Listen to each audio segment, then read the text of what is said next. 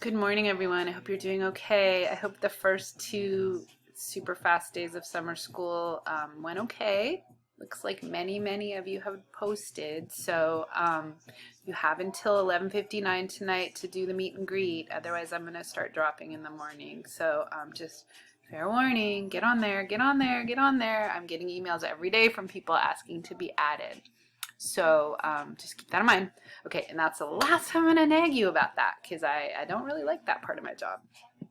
But you just spent the last 2 days learning about sociology just kind of as a discipline and kind of how it understands society.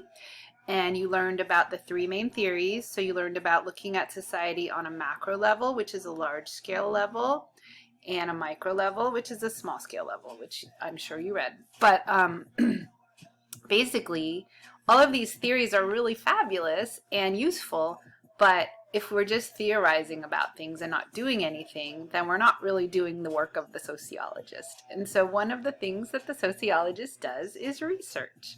So today and for the next couple days, you're going to be working with the sociological research section. And one of the things that we know about academic research in general, it usually starts with what we call the scientific method. And so there's, it's in relation to what it is you want to know. Like you ask a question, what do you want to know? But what do you want to know in relation to how sociology looks at the world? So you wouldn't necessarily want to know about the mating behavior of honeybees, right, as a sociologist. That probably wouldn't be your interest. But maybe you want to learn about gender and how boys are socialized differently than girls. Or maybe you want to know about police brutality and why sometimes it's racially motivated and those sorts of things. And so those would be questions that you could use a sociological tool like a theory to understand.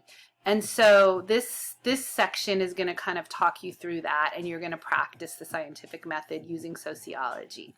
So the thing about theory is it's great, but if there's no research behind it, it's like, why are we doing this? We're just kind of talking about it abstractly. The research, the hands-on sociology is the part that is kind of dedicated to not only learning about society, but advising ways in which we can make it better. And right now that there's a lot of need for that, and so thinking about these things through a sociological lens is really, I think, exciting because I could see the ideas kind of starting to formulate anyways, and change is coming. So it's a good time to be studying this, and I hope that you actually really enjoy this and have a good time. I know you chose to sign up for a short summer school session, so you won't be able to leisurely enjoy it, but you'll always be able to come back to it.